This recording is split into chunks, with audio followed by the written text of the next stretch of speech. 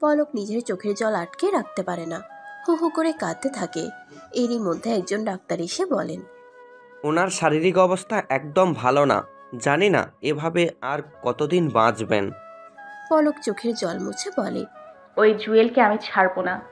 ও তোর এই অবস্থা করেছে, তাই না? ওকে আমি জানেই মেরে দিব। আন্টি, আঙ্কেল, আপনারা ওই শয়তানের নামে মামলা করেননি? ফারিয়ার বাবা অসহায় কণ্ঠে বলেন, আমরা সাধারণ মানুষ, অত বড় লোকদের বিরুদ্ধে মামলা করে কি আমরা টিকতে পারবো? যদি এত কিছু জানতেন তাহলে কেন ওই পিশাচদের হাতে তুলে দিয়েছিলেন নিজের মেয়েকে? টাকা দিয়ে কি সুখে থাকা যায়? এই সেই সুখের নমুনা। দেখছেন তো কি অবস্থা করেছে ওরা। ফারিয়ার, এখন আপনারা শান্তি পাচ্ছেন তো? ফারিয়ার বাবা কেঁদে ফেলেন। পলক ফারিয়ার হাত ধরে বলে, তুই নিজের সত্যিকারের ভালোবাসার মানুষটাকে বলি দিয়ে নিজের পরিবারের সিদ্ধান্তকে বেছে নিলি। আজ দেখ তার কত সুন্দর ফল পাচ্ছিস। ফারিয়া কিছু বলে না। নিজের ভাগ্যের প্রতি তার করুণাও আসে না। বারংবার মনে হয় তার এই পরিস্থিতির জন্য সে নিজেই দায়ী। পলক আবারও বলে, জানিস, তোর বিয়ের কিছুদিন পরেই রুশাদ স্কলারশিপ নিয়ে বিদেশে চলে যায়। তোরও তো এটা শখ ছিল। যদি তুই নিজের পরিবারের কথা ভেবে এই স্টুপিডিটা না করতেই, তাহলে দুজনে কত সুখী হতে পারতি ভেবে দেখ। ফারিয়ার চোখ দিয়ে অশ্রু গড়িয়ে পড়ে। এরই মধ্যে এক গম্ভীর পুরুষালী কণ্ঠস্বর ভেসে আসে। ফারিয়া। ফারিয়া চকিতে তাকাতেই দেখতে পায় রুশাদকে।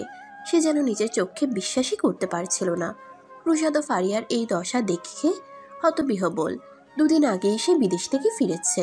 আজ কি মনে করে এদিক দিয়ে যাচ্ছিল। ফারিয়ার কথা মনে পড়তেই এদিকে চলে এলো।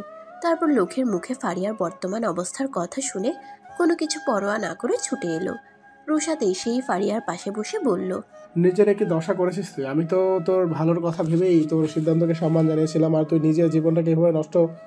আগে আমি যদি জানতাম তুই এমন কিছু করবি, তাহলে আমি তোকে কিছুতেই ওই শয়তান জুয়েলকে বিয়ে করতে দিতাম না, তুলে নিয়ে গিয়ে বিয়ে করতাম।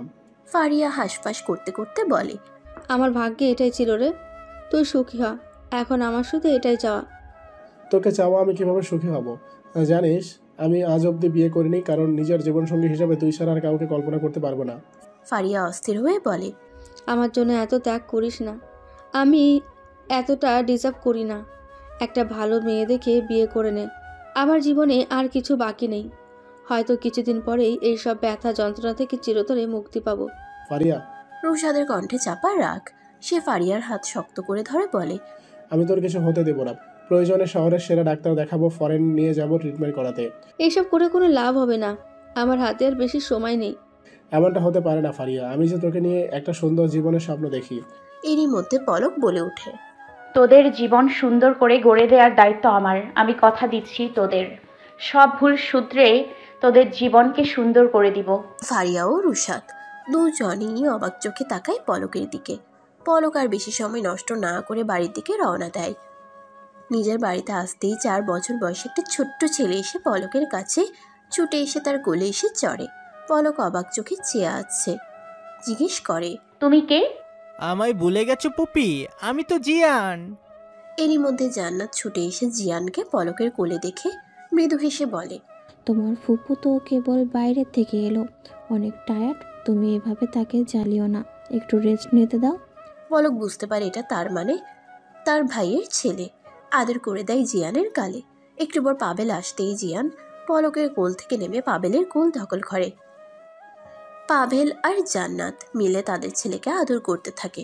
পলক এসব দেখে বলে, যদি আমার অতীতের একটা পদক্ষেপ আমার ভাইয়ের জীবনটা এত সুন্দর করতে পারে, ভবিষ্যৎটাকে এত উজ্জ্বল করতে পারে, তাহলে এভাবে আমি ফারিয়া ও রুশাদের জীবনও গুছিয়ে দিব। পলক তার ঘরের ব্যালকনিতে তাকিয়ে বারবার নিজের হাত ঘড়িতে সময় দেখছে। এখন সময় 11:59। পলক চোখ বন্ধ করে বলে, আমার মাত্র কিছু সময়ের অপেক্ষা, তারপর আমি আবার সময়ের পরিক্রমায় ভবিষ্যতে চলে যাব। কথাটা বলতে না বলতেই চাঁদ থেকে রক্তিম আভা এসে রাঙিয়ে দেয় পলকের ঘর। সে নিজের চোখ খোলা রাখতে পারে না। একটু পরেই প্রবেশ করে সময়ের চক্র বুঝছে। চোখ খুলতেই নিজেকে ঘুমন্ত অবস্থায় আবিষ্কার করে পলক। ক্যালেন্ডারের দিকে তাকিয়ে নিশ্চিত হয় যে সে আবার অতীতে ফিরে এসেছে। তবে 4 মাস পেরিয়ে এখন সে 2019 সালের জানুয়ারি থেকে এপ্রিলে পৌঁছে গেছে। পলকের মনে পড়ে 2019-এর মে মাসেই ফারিয়ার সাথে জুয়েলের বিয়ে হয়েছিল। এখন তাকে যে করেই হোক এই বিয়েটা আটকাতে হবে, যাতে ফারিয়া সুখী হতে পারে। পলক আজ তড়ে ঘড়ি ঘুরে ভার্সিটিতে চলে আসে। সেখানে এসেই ফারিয়াকে খুঁজতে থাকে। আসার সময় ফারিয়াকে কল করেছিল, কিন্তু সে ফোন কলটা রিসিভ করেনি। ফারিয়াকে খুঁজতে খুঁজতে হঠাৎ করেই আরাফাতের মুখোমুখি হয়ে যায় পলক। আরাফাতকে দেখে সে চোখ মুখ কুঁচকে ফেলে। আরাফাতকে পাশ কাটিয়ে যেতে নেবে কি এমন সময় আরাফাত তার হাতটা ধরে ফেলে বলে, কোথায় ছিলে তুমি সুইটার? তোমাকে তো খুঁজে চলছিলাম এত সময় ধরে। পলক এক ঝটকায় নিজের হাত সরিয়ে নিয়ে আরাফাতকে ঠাস করে একটা থাপ্পড় মেরে বলে, তোমার সাহস কি করে হলো আমাকে স্পর্শ করার? আরাফাত রাগ এবং বিস্ময় নিয়ে বলল, তুমি আমায় মারলে আর সাহসের কথা বলছো? বিগত 3 মাস থেকে আমরা একে অপরের সাথে রিলেশনে আছি। এই 3 মাসে তো কতবার তোমার হাত ধরেছি। কই আগে তো এভাবে রিয়েক্ট করনি, তাহলে আজ কি হলো? আরাফাতের কথা শুনে পলক হতবাক হয়ে যায়। এরই মধ্যে সেখানে ফারিয়া চলে আসায় পলক ফারিয়ার কাছে যায়। আরাফাতও রেগে মেগে একটা সিগারেট ধরিয়ে নিজের বন্ধু জাহিদের কাছে গিয়ে বলে, দেখলি পলকের ব্যবহারটা দেখলি? ভেবেছিলাম এই মেয়েকে নিয়ে আমি সিরিয়াস হব, কিন্তু এর যা ব্যবহার দেখছি। হয়তো কোনো কারণে মুড অফ, তুই এই চিন্তা করিস না। এর শোধ আমি তুলবই। দেখিস এমন ব্যবস্থা করব যে আমার পায়ে এসে পড়বে। আজকে ওর সাথে ব্রেকআপ করে নেব, তারপর বুঝবে মজা। পলক এসে ফারিয়াকে জিজ্ঞেস করে, ওই আরাফাত এসব কি বলছে রে? আমি নাকি ওর সাথে রিলেশনে আছি? আছিসই তো। কেন, তোর আবার কি হলো? স্মৃতি হারিয়ে ফেললি নাকি? পলকের মনে পড়ে সে অতীতের সময়ে 4 মাসে আগে চলে এসেছে। মানে এই 4 মাসে যা কিছু হয়েছে সবকিছু অতীতের পলকের দ্বারা হয়েছে। তাই স্বাভাবিকভাবেই বর্তমানের পলক এসব কিছু নিয়ন্ত্রণ করতে পারেনি। পলক নিজের মাথা চাপড়ে বলে, অনেক বড় ব্ল্যান্ডার হয়ে গেছে, এখন আমাকে আবার সব ঠিকঠাক করে নিতে হবে। এরই মধ্যে আরাফাত এগিয়ে এসে পলককে বলে, আমি আজ এই মুহূর্তে তোমার সাথে ব্রেকআপ করে নিচ্ছি। আজ থেকে তোমার সাথে আমার আর কোনো সম্পর্ক নেই। পলক হাসিতে ফেটে পড়ে, আরে তুমি আমার সাথে কি ব্রেকআপ করবে? তোমার উপর এমনিও আমার কোনো আগ্রহ নেই। কোন কুক্ষণে যে তোমার সাথে রিলেশনে গিয়েছিলাম আল্লাহই জানে। কাজকে হীরা ভেবে ভুল করেছিলাম। তুমি আমাকে ডিজার্ভই করো না, যাও তো আমার সামনে থেকে। আরাফাত ফুঁসতে ফুঁসতে স্থান ত্যাগ করে। আরাফাত চলে যেতেই ফারিয়া পলককে বলে, কি হয়েছে বলতো? তোদের এত লাভিটাভি সম্পর্ক? তুই তো আরাফাতকে নিজের জীবনের থেকেও বেশি ভালোবাসতি বলতি, তাহলে আজ হঠাৎ এভাবে বললি যে?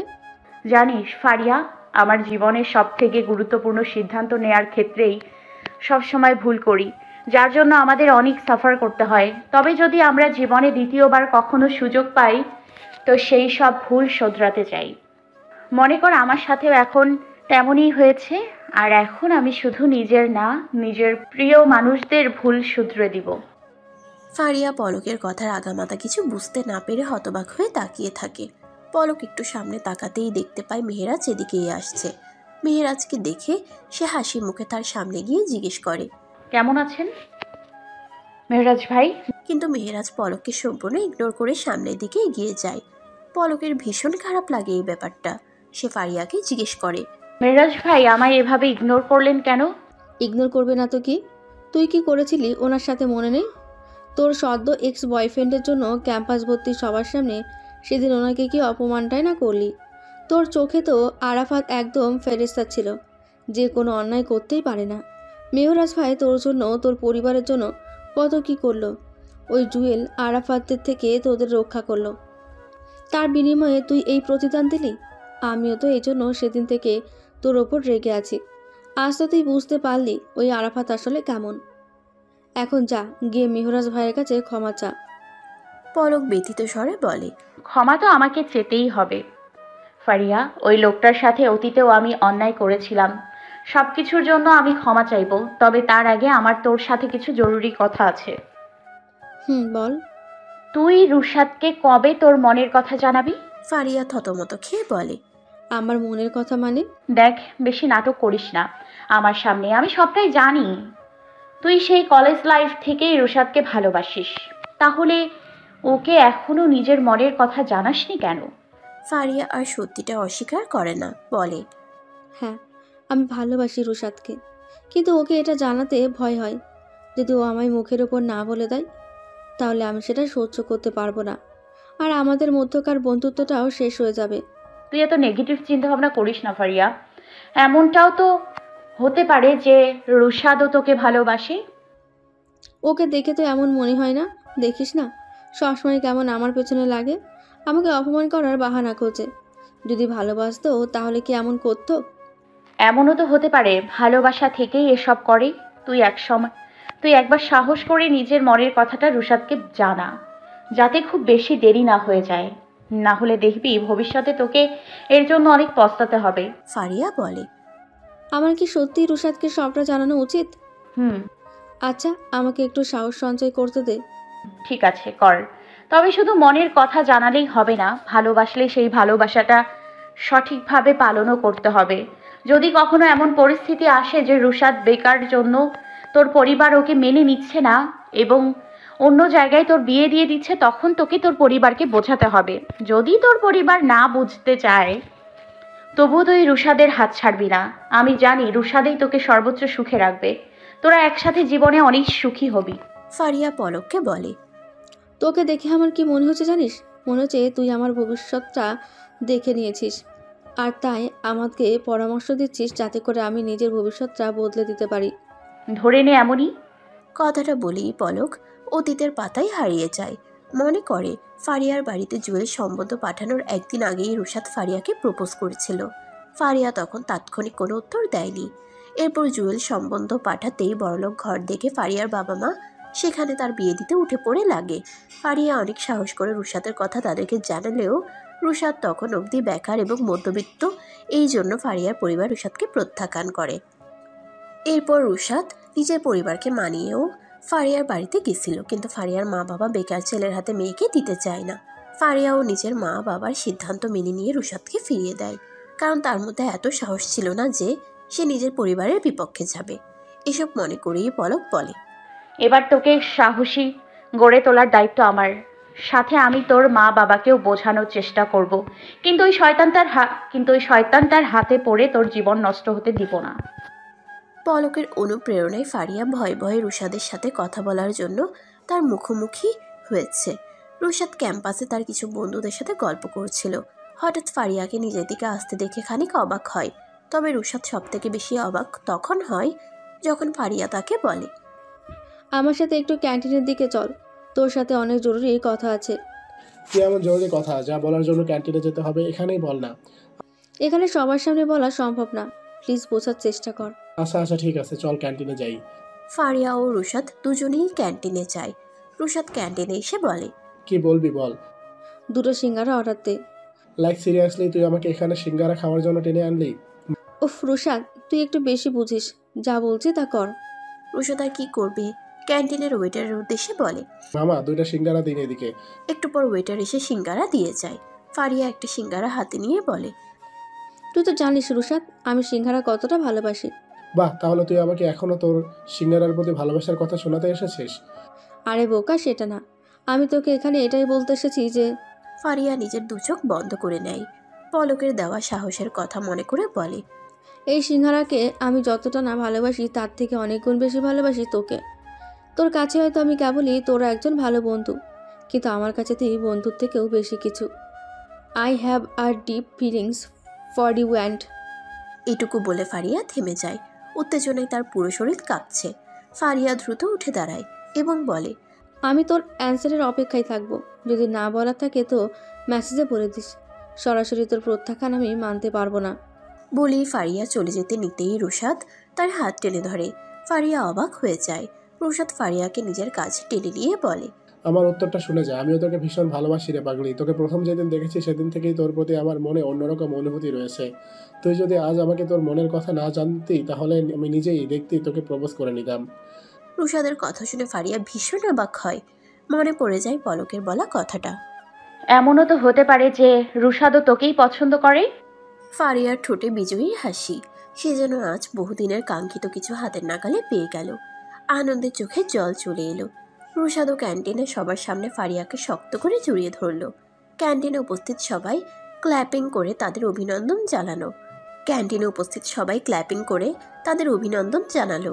কিছুটা দূরে দাঁড়িয়ে থেকে এই দৃশ্য দেখে পলকের দু চোখ জুড়িয়ে গেল। সে আনন্দিত হয়ে বলল, এখন অনেকটাই স্বস্তি বোধ হচ্ছে। তবে নিজেকে পুরোপুরি সফল আমি তখনই মনে করব যখন এদের সম্পূর্ণ মিলন ঘটাতে পারবো।